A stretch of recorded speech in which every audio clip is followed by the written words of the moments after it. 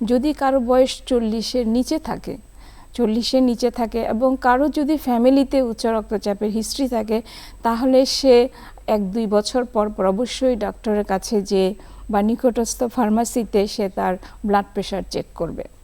আর যদি কারো বয়স 40-এর বেশি হয়ে যায়, সে অবশ্যই প্রতি বছর বছর ব্লাড প্রেশার চেক করবে যদি তার অন্য কোনো সমস্যা নাও থেকে থাকে।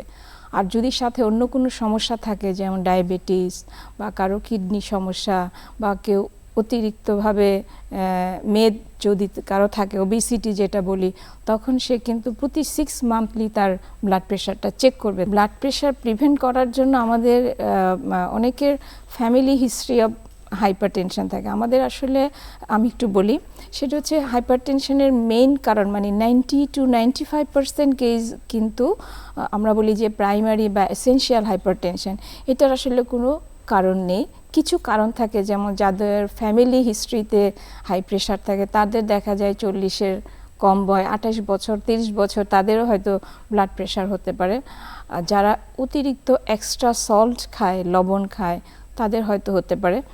তো এই জন্য আমাদের যাদের এরকম ফ্যামিলি হিস্ট্রি অফ হাইপারটেনশন থাকবে, তাদেরকে কিন্তু অবশ্যই সতর্ক হতে হবে যাতে তাদের পরবর্তীতে হাইপারটেনশন ডেভেলপ না করে। তো সেজন্য কী কী করতে হবে?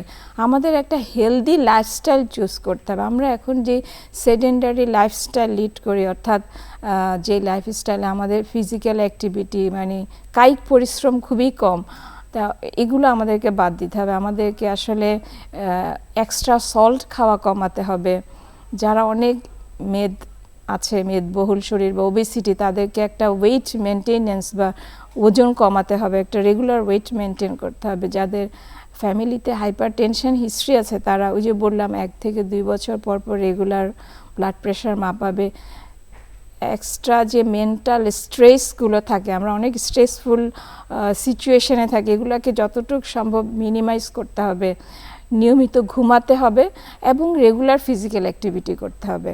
তাহলে আমরা অনেক ক্ষেত্রেই হাইপারটেনশনটাকে প্রিভেন্ট করতে পারবো। হয়তো যেটা at the age of 40 years মানে 40 বছরে হতো, এটা হয়তো আরও পরে ডেভেলপ করবে বা নাও ডেভেলপ করতে পারে। So it is preventable if আমরা যদি আমাদের একটা হেলদি লাইফস্টাইল মেনটেন করি।